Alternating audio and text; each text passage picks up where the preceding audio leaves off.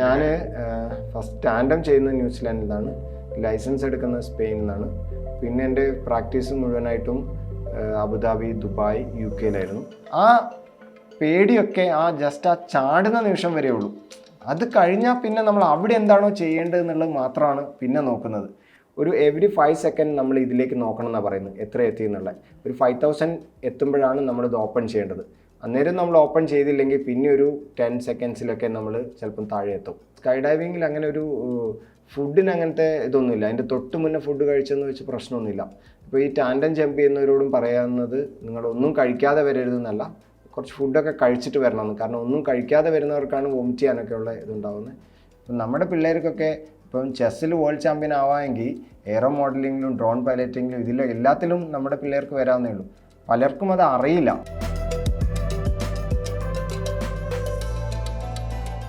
Sky ഡൈവിങ്ങിൽ ലോക റെക്കോർഡുകൾ സ്വന്തമാക്കിയ മലയാളി, ബാലുശ്ശേരി സ്വദേശിയും നിലവിൽ കൊച്ചിയിൽ താമസക്കാരനുമായ ജിതിൻ വിജയനാണ് ദ ക്യൂവിനൊപ്പം.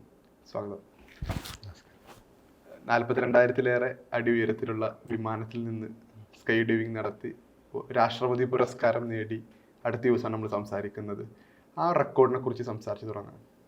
ഇപ്പം US ഞാൻ ഹാലോ ജമ്പിനെ പറ്റി പറയാം ഫസ്റ്റ്, അത് കുറച്ചും കൂടി മനസ്സിലാവണമെങ്കിൽ. ഇപ്പം നമ്മളൊരു നോർമൽ സ്കൈ ഡൈവ് എന്നൊക്കെ പറയുന്നത് ഒരു 10,000 to 15,000 ഫീറ്റിലാണ് പ്ലെയിനിൽ കൊണ്ടുപോയിട്ട് ആൾക്കാർ ജമ്പ് ചെയ്യുന്നു. ഒരു 20 seconds to 50 seconds free fall ഉണ്ടാവും. എന്നിട്ട് അതിൽ അവർ കുറച്ച് ആക്ടിവിറ്റീസൊക്കെ ചെയ്യുന്നു. അത് കഴിഞ്ഞ് പാരഷൂട്ട് ഓപ്പൺ ചെയ്ത് വരുന്നു. Normal sky dive. ഈ ഹാലോ ജമ്പ് എന്ന് പറയുന്നത്, ഈ നോർമൽ സ്കൈ ഡൈവിൽ അവർക്ക് ഈ കിട്ടുന്ന ഫ്രീ ഫോൾ കുറവാണല്ലോ.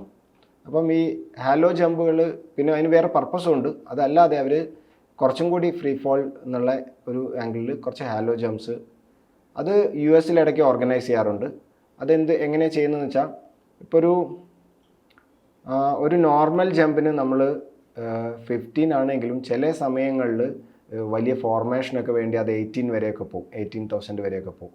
ആ സമയത്ത് പ്ലെയിനിനകത്തുള്ള ഓക്സിജൻ മാസ്ക് കുറച്ച് നേരം ശ്വസിച്ചിട്ട് അത് അവസാനം ജമ്പ് ചെയ്യുന്ന സമയത്ത് അത് ഊരി അവിടെ വെച്ചിട്ട് ജമ്പ് ചെയ്യുക. ഈ ഹാലോ ജമ്പ് ആകുമ്പോൾ ഈ ഓക്സിജൻ സിലിണ്ടറും മാസ്കും ഒക്കെ ത്രൂ ഔട്ട് ജമ്പ് ഉണ്ടാവും. അതായത് ആളുടെ കൂടെ ഒരു ചെറിയ സിലിണ്ടർ ഉണ്ടാവും, പിന്നെ പ്ലെയിനിനകത്ത് വലിയ സിലിണ്ടർ ഉണ്ടാവും, അതിൽ നിന്ന് ശ്വസിക്കുന്നു. അതൊരു 25,000 30,000 വരെയൊക്കെ ഉള്ളത് ഓർഗനൈസ് ചെയ്യാറുണ്ട്, പ്ലെയിനിനകത്ത് പോയിട്ട് ഉള്ളത് ചെയ്യാറുണ്ട്. അതല്ലാതെ ഒരു ആർമി പൈലറ്റ് അതിനും മുകളിലോട്ട് ആൾക്കാരെ കൊണ്ടുപോകുന്നതിൻ്റെ കുറച്ച് എക്സ്പെരിമെൻറ്റ്സ് നടത്തുന്നുണ്ടായിരുന്നു. പുള്ളി 30 ചെയ്തു, 35 ചെയ്തു, 37 ചെയ്തു, 37 വരെ സക്സസ്ഫുൾ ആയിരുന്നു. പുള്ളി ഒരു 40 ചെയ്തപ്പം അതിനകത്തൊരു കാഷ്വാലിറ്റി വന്നിട്ട് പുള്ളി അത് സ്റ്റോപ്പ് ചെയ്തു. 2021 22 അത് സക്സസ്ഫുൾ ആയിട്ട് ചെയ്തു. 2 സിവിലിയൻസും 3 ആർമിക്കാരും അത് ചെയ്തു. അപ്പോൾ അതിൻ്റെ ഒരെണ്ണം കൂടി പുള്ളി ചെയ്തൊന്നും ഒരു കോൺഫിഡൻസ് ആവാൻ വേണ്ടിയിട്ട് 2023 ഒരെണ്ണം ഓർഗനൈസ് ചെയ്തിട്ടുണ്ടായിരുന്നു. അതിനകത്താണ് ഞാൻ പാർട്ടായത്. നമ്മൾ 3 പേരുണ്ടായിരുന്നു. ഞാൻ ഏഷ്യയിൽ നിന്ന് ഞാൻ മാത്രമേ ഉണ്ടായിരുന്നുള്ളൂ, യൂറോപ്പിൽ നിന്ന് ഒരാളുണ്ടായിരുന്നു, പിന്നെ സൗത്ത് അമേരിക്കയിലെ ഒരു സയൻറ്റിസ്റ്റും ഉണ്ടായിരുന്നു.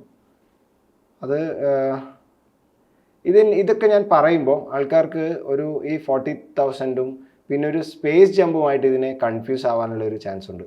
സ്പേസ് ജമ്പ് എന്ന് പറയുന്നത് കംപ്ലീറ്റ്ലി ഡിഫറെൻ്റ് ആയിട്ടുള്ളൊരു ഇതാണ്. 2012 ഒരു ഫെലിക്സ് എന്ന് പറഞ്ഞ ഒരു sky diver red bull sponsor ചെയ്തിട്ടുള്ള ഒരു പ്രോഗ്രാം, ഒരു $30 million സ്പെൻഡ് ചെയ്തിട്ട് അവരാളെ ഒരു ഹീലിയം ബലൂണിൻ്റെ സഹായത്തോടു കൂടി 125,000 ഫീറ്റ് വരെ കൊണ്ടുപോയി. എന്നിട്ട് അയാൾ അവിടുന്ന് സ്പേസ് ചാടി. പക്ഷേ അയാൾ ഇട്ടിരിക്കുന്നത് സ്പേസ് സ്യൂട്ടൊക്കെ ആയിരുന്നു. നമ്മൾ നോർമൽ സ്കൈ ഡൈവിന് നോർമൽ ജംപ് സ്യൂട്ടാണ് ഇടുന്നത്. ഇത് സ്പേസ് സ്യൂട്ടിൽ ആൾ താഴേക്ക് വരുന്നു. അതിൻ്റെ സ്പീഡ് ഒരു പോയിന്റിൽ 1000 km/h, അതായത് നമ്മളെ പ്ലെയിനേക്കാളൊക്കെ സ്പീഡിൽ വന്നിട്ടുണ്ടായിരുന്നു. അതായത് ഒരു പോയിന്റിൽ സൗണ്ടിൻ്റെ സ്പീഡ് ബ്രേക്ക് ചെയ്തു. എന്നിട്ട് ഈ റെക്കോർഡ് വന്നതിന് ഇതിനെയാണ് നമ്മൾ ഇപ്പം നെറ്റിലൊക്കെ സെർച്ച് ചെയ്താൽ നിങ്ങൾക്ക് സ്പേസ് ജമ്പ് എന്ന് പറഞ്ഞുകൊണ്ട് കാണാൻ പറ്റും. എപ്പോഴും ആൾക്കാർ കൺഫ്യൂസ് ആയിട്ട് ഇതാണോ ഹയസ്റ്റ് ജമ്പ്, ഇതിൻ്റെ മുന്നേ വേറൊരു ജമ്പ് ഇല്ലേന്നാണ്. എന്നാൽ ഈ ജമ്പിന് ഒരു 2 years ആയുസ് ഉണ്ടായിരുന്നുള്ളൂ. 2014 ഗൂഗിളിൻ്റെ എക്സിക്യൂട്ടീവ് ഗൂഗിൾ സ്പോൺസർ ചെയ്തിട്ട് സെയിം ജമ്പ് ചെയ്തു 135,000 ഫീറ്റ്. പക്ഷെ അതിൻ്റെ വീഡിയോസൊന്നും അധികം അവൈലബിൾ അല്ല. അവരത് കംപ്ലീറ്റ് ആയിട്ട് പബ്ലിക്കിന് വിട്ടിട്ടില്ല. കുറച്ച് അതിൻ്റെ പ്രിപ്പറേഷനും ആൾ ജമ്പ് ചെയ്ത് തുടങ്ങുന്നതൊക്കെ നമുക്ക് കാണാൻ പറ്റും. ഫുൾ ജമ്പ് നമുക്ക് കാണാൻ പറ്റുന്നത് സ്പേസ് ജമ്പ് മാത്രം. ഈ സ്കൈ ഡൈവിങ്ങിന്റെ രീതി എങ്ങനെയാണ്, ഇതിന്റെ പ്രവർത്തനങ്ങൾ, ഇതിന്റെ ഒരുക്കങ്ങൾ, അത്തരം കാര്യങ്ങളൊന്ന് പറയാം. സ്കൈ ഡൈവ് ഇപ്പം രണ്ട് രീതിയിൽ, ഇപ്പം ഞാൻ നോർമൽ ഒരാൾ സോളോ ചെയ്യുന്ന ഒരു സ്കൈ ഡൈവ് പറയുന്നതിനേക്കാൾ അതിൻ്റെ മുന്നേ ഒരു ടാൻഡം സ്കൈ ഡൈവിങ്ങിനെ പറ്റി പറയാം. അതായത് എല്ലാവർക്കും ചെയ്യാൻ പറ്റുന്നത്, ഇതുവരെ സ്കൈ ഡൈവിങ് ചെയ്തിട്ടില്ലാത്ത ആൾക്കാർക്ക് ഒരു ടാൻഡം സ്കൈ ഡൈവിന് ബുക്ക് ചെയ്താൽ ജസ്റ്റ് അവർ എടുക്കേണ്ട ഒരു തീരുമാനം, ഇത്ര എമൗണ്ട് ഞാൻ സ്പെൻഡ് ചെയ്യണോ, പിന്നെ എനിക്ക് ഇതൊന്ന് എക്സ്പീരിയൻസ് ചെയ്യണം എന്നുള്ളത് മാത്രം അവർ ഡിസൈഡ് ചെയ്താൽ പിന്നെ അവർ ബാക്കിയുള്ളതൊക്കെ ഒരു ടീം തന്നെ നോക്കിക്കോളും. ഒരു ഇൻസ്ട്രക്ടർ ഉണ്ടാവും, ആ ഇൻസ്ട്രക്ടർ ആളുടെ ഹാർനസിനോട് കൂടി നമ്മളെ കണക്ട് ചെയ്തിട്ട് ജമ്പ് ചെയ്യും. അതിൻ്റെ കൂടെ ഒരു ക്യാമറാമാനും കൂടി ജമ്പ് ചെയ്യും, ഇതെല്ലാം കവർ ചെയ്യാനായിട്ട്. എന്നാൽ ആൾക്കുണ്ടാവുന്ന എക്സ്പീരിയൻസ് ഇല്ലേ, നമ്മൾ സോളോ ചെയ്യുന്ന ആൾക്കാർക്കുള്ള സെയിം എക്സ്പീരിയൻസ് തന്നെയായിരിക്കും ഈ ടാൻഡം ചെയ്യുന്നവർക്കും ഉണ്ടാവുക. ഇതിന് വേണ്ടിയിട്ട് പ്രത്യേകിച്ച് പ്രിപ്പറേഷൻ ഒന്നും ആവശ്യമില്ല.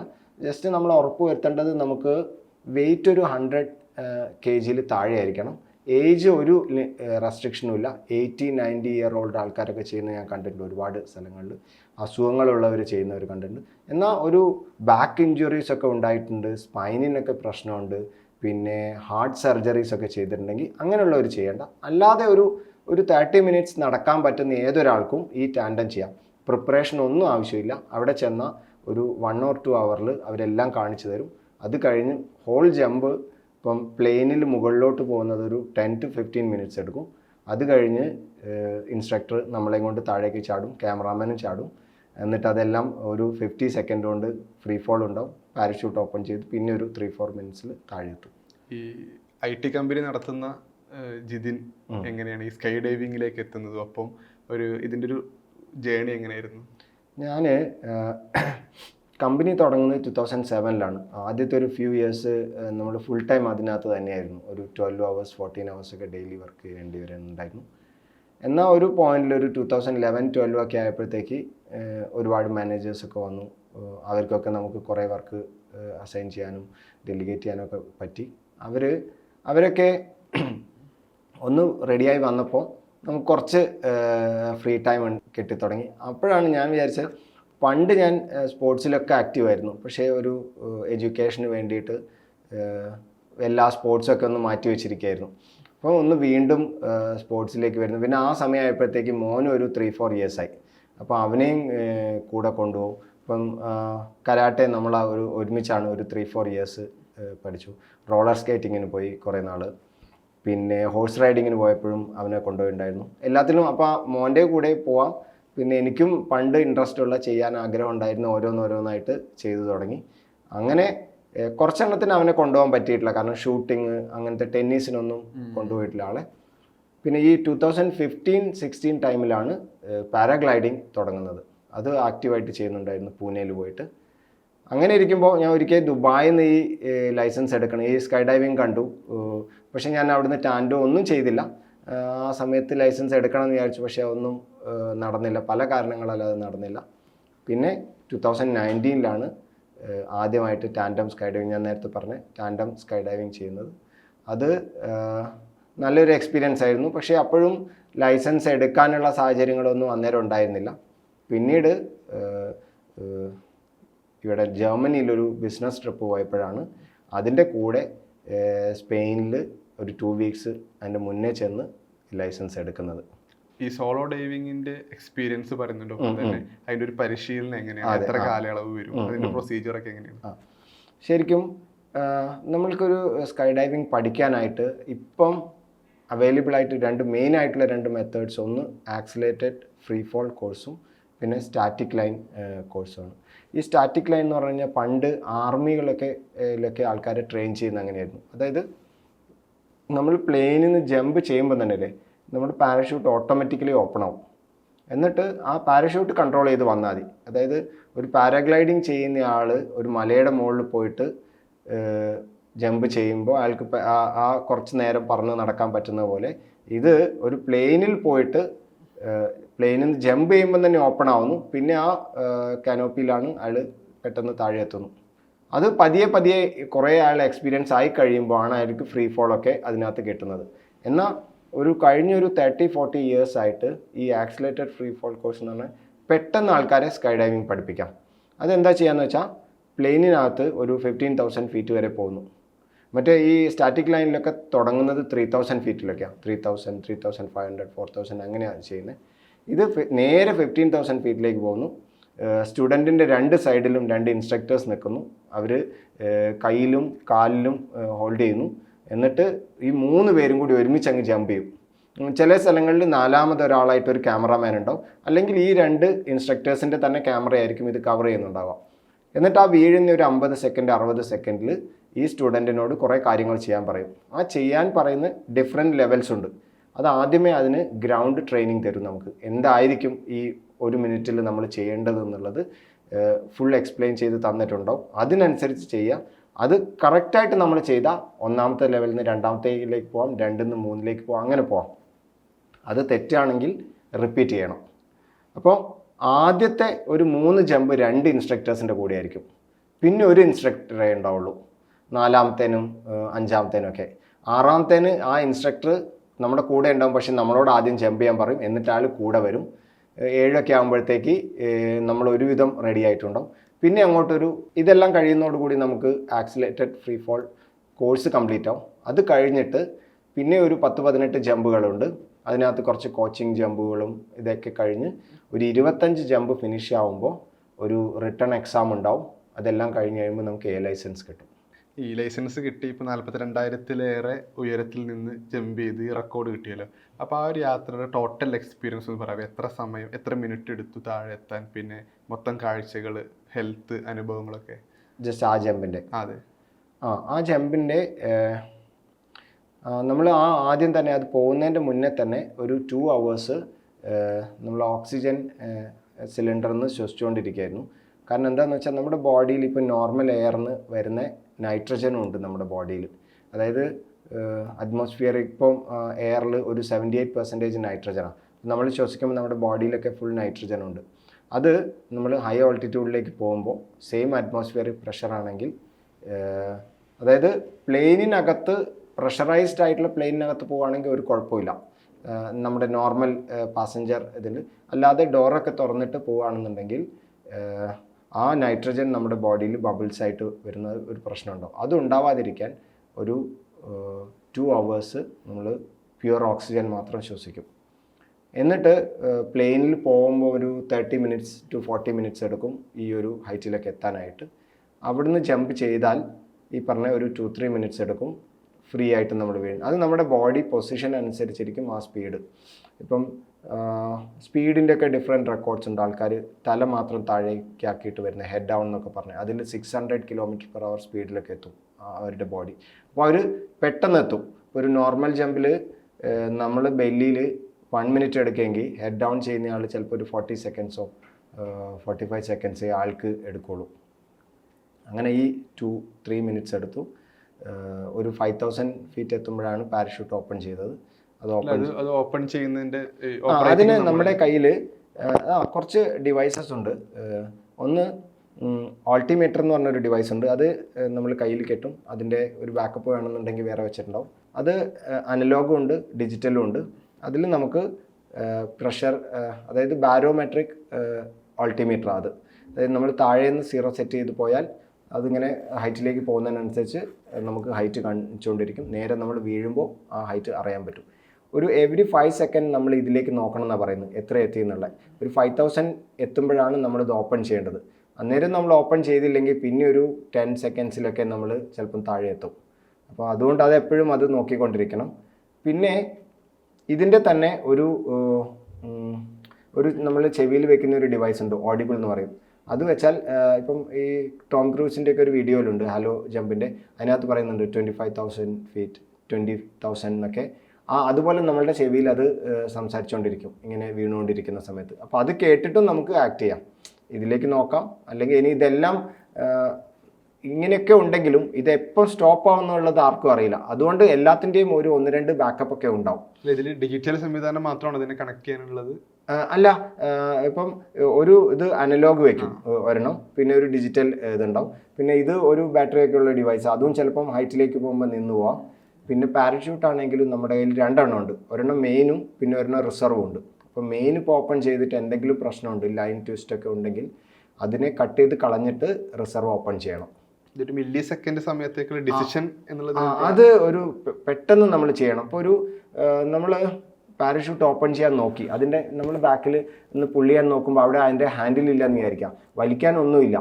അപ്പം പിന്നെ നമ്മൾ പെട്ടെന്ന് നമ്മളൊരു 1-2 സെക്കൻഡിൽ ഇതിനെ കളഞ്ഞിട്ട് റിസർവ് ഓപ്പൺ ചെയ്യണം. അപ്പോൾ അതിന് എമർജൻസി പ്രൊസീജിയറൊക്കെ ഉണ്ട്. അതുകൂടെ ഒന്ന് പറയാമോ എങ്ങനെ അതിൻ്റെ കാര്യങ്ങൾ? എമർജൻസി പ്രൊസീജിയർ എന്ന് പറഞ്ഞു കഴിഞ്ഞാൽ ഇപ്പോൾ നമ്മൾ അത് പല രീതിയിൽ വരാം. ഒന്ന് ജസ്റ്റ് ഓപ്പൺ ചെയ്യാൻ നോക്കുമ്പോൾ തന്നെ പാരഷൂട്ട് നമുക്ക് കാണാത്ത, അല്ലെങ്കിൽ അതിൻ്റെ ഹാൻഡിൽ കാണാത്തത്. അതല്ല, നമ്മൾ ഓപ്പൺ ചെയ്തിട്ട് നമ്മൾ മുകളിലേക്ക് നോക്കുമ്പോൾ അത് വിടർന്നിട്ടില്ല എന്ന് വിചാരിക്കാം, കുറച്ചേ ആയിട്ടുള്ളൂ, സ്പീഡിൽ താഴേക്ക് വീണുകൊണ്ടിരിക്കുകയാണ്, അല്ലെങ്കിൽ എന്തെങ്കിലും ലൈനൊക്കെ ട്വിസ്റ്റായി പ്രശ്നമായിരിക്കുകയാണ്. ഇനി അതല്ല, ലൈനൊക്കെ പൊട്ടിയിരിക്കുകയെന്ന് വിചാരിക്കാം. അപ്പോൾ അത് വെച്ച് നമുക്ക് താഴെ എത്താൻ പറ്റില്ല. അപ്പോൾ നമ്മൾ റൈറ്റ് സൈഡിലുണ്ട് ഇപ്പം നമ്മൾ ഓപ്പൺ ചെയ്തതിൻ്റെ ഒരു ഇതുണ്ട്, ഇവിടെ കട്ട് അവേ എന്ന് പറയും. അത് നമ്മൾ കട്ട് ചെയ്യുക. ആ കട്ട് ചെയ്യുന്ന സമയത്ത് തന്നെ കട്ട് ചെയ്ത് കളഞ്ഞിട്ട് നമ്മൾ ലെഫ്റ്റ് സൈഡിൽ റിസർവ് ഉണ്ട്, ആ റിസർവ് ഓപ്പൺ ചെയ്യണം. ആ റിസർവ് ഓപ്പൺ ഇതെല്ലാം കൂടി ഒരു 2-3 സെക്കൻഡ് കൊണ്ട് നമ്മൾ ചെയ്യണം. അത് ഇപ്പം നമ്മൾ ചില കാര്യങ്ങൾ നമുക്ക് ഓട്ടോമാറ്റിക്കായിട്ട് വരില്ല. ഇപ്പം വണ്ടി ഓടിക്കുമ്പോൾ നമ്മൾ പെട്ടെന്ന് ഒരാൾ ചാടി വീണാൽ നമ്മൾ ആക്സിലേറ്ററിൽ നിന്ന് കാലെടുത്ത് ബ്രേക്കിൽ വന്നിട്ടുണ്ടാവില്ലേ, അതെങ്ങനെ കുറേ നാളത്തെ പരിശീലനം കൊണ്ട് അങ്ങനെ വരുന്നല്ലേ. അതുപോലെ ഇത് നമ്മൾ പഠിച്ചു തുടങ്ങുന്ന നാളിൽ എന്നും രാവിലെ പ്രാക്ടീസ് നിലത്ത് ചെയ്യിക്കും. മുകളിൽ ഇതൊന്നും ചെയ്ത് നോക്കാൻ പറ്റില്ല. നിലത്ത് ഇത് തന്നെ ഒരേ കാര്യം തന്നെ ഇങ്ങനെ 1/2 മണിക്കൂർ, 1 മണിക്കൂർ, 2 മണിക്കൂറൊക്കെ അവരിങ്ങനെ ചെയ്യിച്ചുകൊണ്ടിരിക്കും. അത് നമ്മൾ ആ ഉള്ളിൽ അത് ഉറക്കാൻ, ഇത് മാറിപ്പോവുകയും ചെയ്യരുത്. ആദ്യം ഇത് ഓപ്പൺ ചെയ്ത് പിന്നെ ഇത് കട്ട് ചെയ്യുമ്പോൾ ഇത് രണ്ടും കൂടി പ്രശ്നമാവും. അങ്ങനെയും ചെയ്യരുത്. അപ്പോൾ ആ ഓർഡർ പോലും മാറിപ്പോകരുത്. ഇതിന്റെ ഒരുക്കങ്ങളുടെ കാര്യം പറയുമ്പോൾ കോസ്റ്റ്യൂം, ഹെൽമെറ്റ്, അത്തരം കാര്യങ്ങൾ ഇതിന് വേണ്ടിയിട്ടുള്ള ഒരു ഫിസിക്കലി ഒപ്പം തന്നെ കോസ്റ്റ്യൂം ഒക്കെ റെഡിയാക്കുന്നത് എങ്ങനെയാണ്? ഇത് ഇപ്പം നമുക്ക് ഏറ്റവും ഇമ്പോർട്ടൻ്റ് ആയിട്ട് വേണ്ടത് ഈ പാരഷൂട്ട്, ആ ഒരു സെറ്റാണ്. അതിനെ റിഗ് എന്ന് പറയും നമ്മൾ. അല്ലെങ്കിൽ നമ്മുടെ എന്താ പറയുക, ഈ റിഗ് എന്ന് പറയുന്നത് ആ ഒരു കണ്ടെയ്നർ, അതിനകത്ത് ഒരു ഇലക്ട്രോണിക് ഒരു ഡിവൈസ് ഉണ്ട്, AAD എന്ന് പറഞ്ഞിട്ട്. അതെന്താ ചെയ്യാന്ന് വെച്ചാൽ, അത് നമ്മൾ ഓണാക്കി വെച്ചു എന്ന് വിചാരിക്കുക. ഇവിടുന്നാണ് നമ്മൾ ജമ്പ് ചെയ്യാൻ തുടങ്ങുക, അല്ലെങ്കിൽ പ്ലെയിന് കയറാൻ പോകുന്നെങ്കിൽ ഇവിടുന്ന് ഓൺ ചെയ്ത് വെച്ചാൽ മുകളിൽ പോയിട്ട് നമ്മൾ താഴേക്ക് വീഴുമ്പോൾ, അപ്പോൾ അതിനകത്ത് നമ്മൾ സെറ്റ് ചെയ്തിരിക്കുന്നത് 1000 ഫീറ്റ് അല്ലെങ്കിൽ 800 ഫീറ്റിലാണെങ്കിൽ 800 ഫീറ്റിലെത്തുമ്പോൾ നമ്മുടെ സ്പീഡ് ഒരു 150 km/h മേലെയാണെങ്കിൽ അതിനർത്ഥം നമ്മൾ ഓപ്പൺ ചെയ്തിട്ടില്ല എന്നല്ലേ. ഓപ്പൺ ചെയ്താൽ സ്പീഡ് കുറയും. അതായത് വീഴുമ്പോൾ ഈ ഫ്രീ ഫോളിൻ്റെ സ്പീഡ് എപ്പോഴും ഒരു 200 to 240 km/h സ്പീഡായിരിക്കും. പാരഷൂട്ട് ഓപ്പൺ ചെയ്താൽ അതൊരു 50-60 ആ റേഞ്ചിലേക്കൊക്കെ വരും. അപ്പോൾ ആൾ ഓപ്പൺ ചെയ്തിട്ടില്ലെങ്കിൽ ഈ ഡിവൈസ് പൊട്ടിയിട്ട് റിസർവ് ഓപ്പൺ ആവും. അതിന് അങ്ങനെ ഒരു ഡിവൈസ് ഉണ്ട് ഇതിനകത്ത്. പിന്നെ മെയിൻ പാരഷൂട്ടും റിസർവ് പാരഷൂട്ടും ഉണ്ട്. പിന്നെ ഉള്ളത് നമ്മുടെ കയ്യിൽ നമ്മൾ ഓൾട്ടിമീറ്റർ വെക്കുന്നുണ്ട്. പിന്നെ ഹെൽമെറ്റ് ഉണ്ട്, ഗോഗിൾസ് ഉണ്ട്. പിന്നെ ഇതല്ലാതെ ആൾക്കാർക്ക് ഇപ്പം ഇതൊരു തണുപ്പുള്ള സ്ഥലമാണ്, അതിനല്ല നമ്മൾ വന്നിറങ്ങുന്നത് പുല്ലുള്ള സ്ഥലമൊന്നും അല്ല, മണലൊക്കെയാണ്, നമുക്ക് ജംപ് സ്യൂട്ട് ഇടാം. അതല്ല നമ്മുടെ നോർമൽ ഡ്രസ്സിലും നമുക്ക് ചെയ്യാവുന്നേ ഉള്ളൂ. പക്ഷെ ഒരു ജംപ് സ്യൂട്ട് ഉണ്ടെങ്കിൽ നല്ലതാണ്. ജംപ് സ്യൂട്ട് വെച്ചാൽ ഫുള്ളായിട്ടുള്ള ഒരൊറ്റ ഡ്രസ്സായിട്ട്. ഇതിൻ്റെ ഒരു ആരോഗ്യ പരിപാലനം എങ്ങനെയാണ്? ഇതിന് പോകുന്നതിന് മുമ്പുള്ള ഭക്ഷണക്രമങ്ങൾ, പിന്നീട് യാത്ര, ഈ ജമ്പ് കഴിഞ്ഞ് എത്തിക്കഴിഞ്ഞാലുള്ള ഹെൽത്ത് എഫക്ട്സ് ഒക്കെ എങ്ങനെയാണ്? അങ്ങനെ ഇപ്പം സ്കൈ ഡൈവിങ്ങിൽ അങ്ങനെ ഒരു ഫുഡിന് അങ്ങനത്തെ ഇതൊന്നുമില്ല. അതിൻ്റെ തൊട്ട് മുന്നേ ഫുഡ് കഴിച്ചെന്ന് വെച്ച് പ്രശ്നമൊന്നുമില്ല. ഇപ്പോൾ ഈ ടാൻഡൻ ജമ്പ് ചെയ്യുന്നവരോടും പറയാവുന്നത്, നിങ്ങളൊന്നും കഴിക്കാതെ വരരുതെന്നല്ല, കുറച്ച് ഫുഡൊക്കെ കഴിച്ചിട്ട് വരണമെന്ന്. കാരണം ഒന്നും കഴിക്കാതെ വരുന്നവർക്കാണ് വോമിറ്റ് ചെയ്യാനൊക്കെ ഉള്ള ഇതുണ്ടാവുന്നത്. ഫുഡൊക്കെ കഴിച്ചിരിക്കുന്നതാണ് നല്ലത്.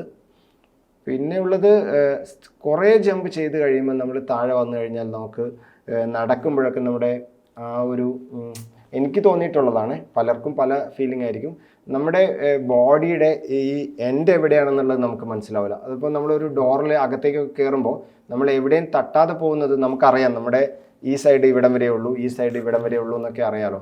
അതിലൊക്കെ ഒരു പ്രശ്നം തോന്നിയിട്ടുണ്ട് കുറച്ച് നേരത്തേക്ക്.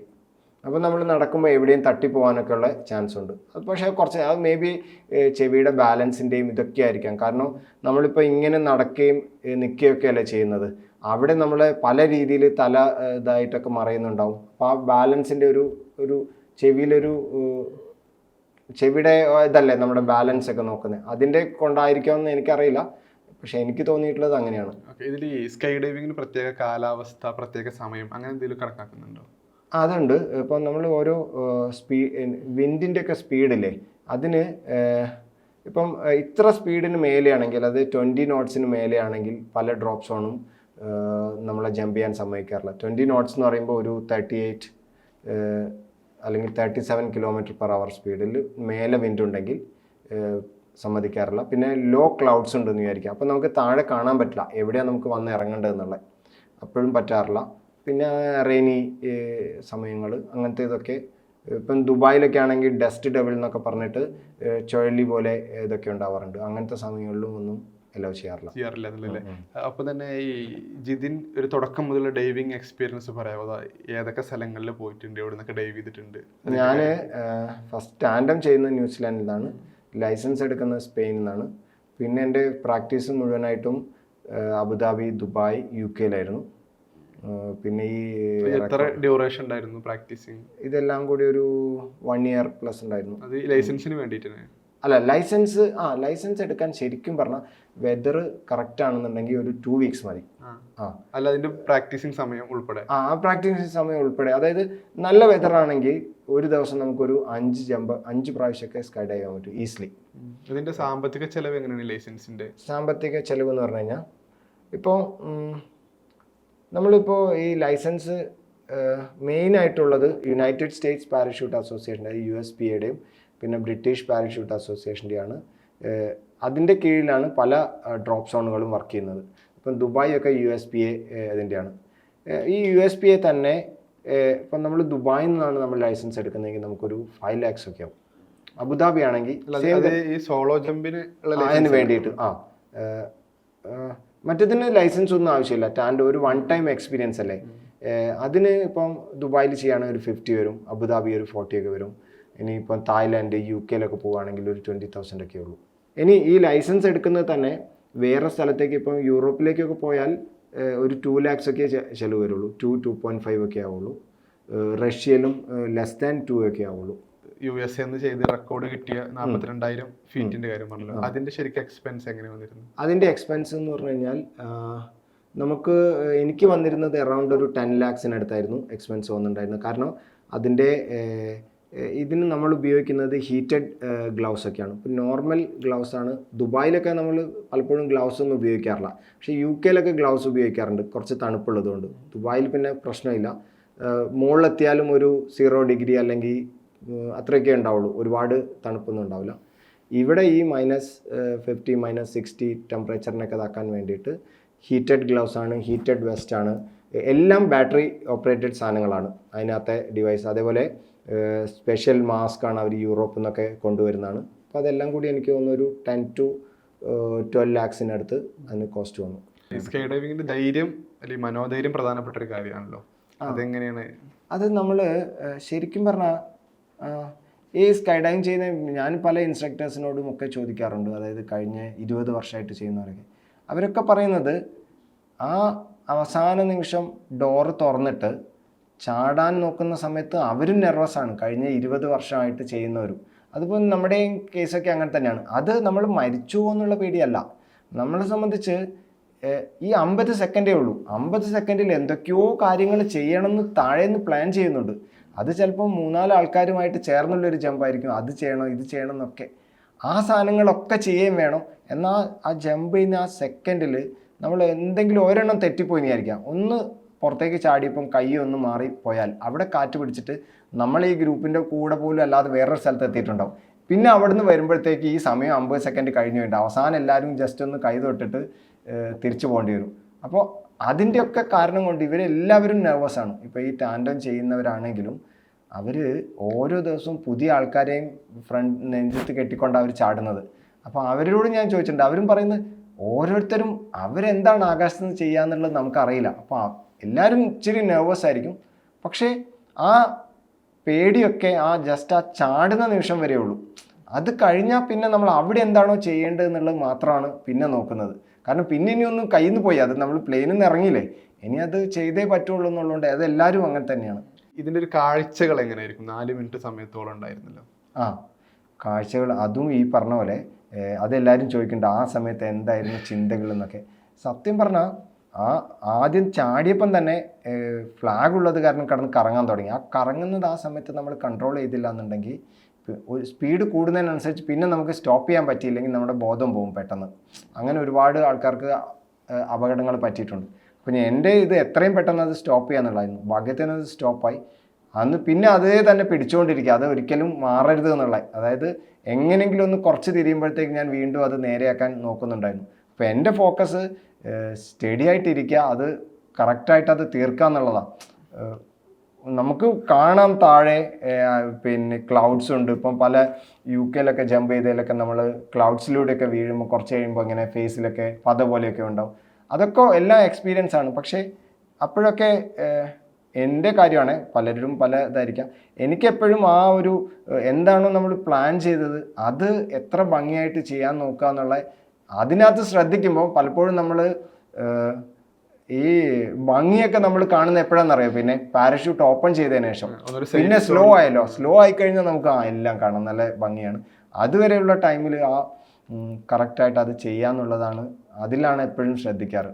ഇനിയുള്ളൊരു സ്വപ്നം ഉണ്ടോ, അടുത്തൊരു റെക്കോർഡ് അതല്ലെങ്കിൽ അടുത്തൊരു ഡെസ്റ്റിനേഷൻ എന്ന നിലയ്ക്ക്? അങ്ങനെയില്ല, കുറച്ച് സാധനങ്ങളൊക്കെ പ്ലാൻ ചെയ്യുന്നുണ്ട്. പിന്നെ ഈ ഞാൻ ഒരു ഇതിൽ പറഞ്ഞിട്ടുണ്ടായിരുന്നു, ഈ എയർ സ്പോർട്സിന് വേണ്ടിയിട്ടൊന്നും നമ്മുടെ ഇവിടെ ഒരു ഇതുമില്ല. എന്നാൽ ജസ്റ്റ് സ്കൈ ഡൈവിംഗ് എന്ന് പറഞ്ഞാൽ കുറച്ച് എക്സ്പെൻസീവ് ആയിട്ടുള്ളതാണ്. ഇതല്ലാതെ അധികം എക്സ്പെൻസ് ഒന്നും ഇല്ലാത്ത ഒരുപാട് എയർ സ്പോർട്സുകളുണ്ട്. അതിലൊക്കെ വേൾഡ് ലെവലിൽ കോമ്പറ്റീഷൻസ് നടക്കുന്നുണ്ട്. ഇപ്പം നമ്മുടെ പിള്ളേർക്കൊക്കെ ഇപ്പം ചെസ്സിൽ വേൾഡ് ചാമ്പ്യൻ ആവാമെങ്കിൽ എയറോ മോഡലിങ്ങിലും ഡ്രോൺ പൈലറ്റിങ്ങിലും എല്ലാത്തിലും നമ്മുടെ പിള്ളേർക്ക് വരാവുന്നേ ഉള്ളൂ. പലർക്കും അത് അറിയില്ല. അപ്പം അറ്റ്ലീസ്റ്റ് അവരെ ഇൻട്രൊഡ്യൂസ് ചെയ്യാൻ വേണ്ടിയിട്ടുള്ള എന്തെങ്കിലും ഒരു സിസ്റ്റം ഇവിടെ ഉണ്ടാക്കണമെന്നുണ്ട്. അതായത് ഇങ്ങനെയൊക്കെ സാധനങ്ങളുണ്ട്. നമ്മൾ ക്രിക്കറ്റൊക്കെ എല്ലാവരും കളിച്ചു തുടങ്ങിയത് TV-യിൽ സ്ഥിരമായിട്ട് ക്രിക്കറ്റ് കണ്ടു തുടങ്ങിയതുകൊണ്ടാണ്. ഇപ്പോൾ എൻ്റെ കുഞ്ഞുനാളിലൊക്കെ നമ്മൾ എല്ലാവരും ക്രിക്കറ്റായിരുന്നു കളിക്കുന്നത്. അതുപോലെ പിള്ളേർ കാണണം, അല്ലെങ്കിൽ അറിയണം ഇങ്ങനെയും കുറച്ച് സ്പോർട്സ് ഉണ്ട് എന്നുള്ളത്.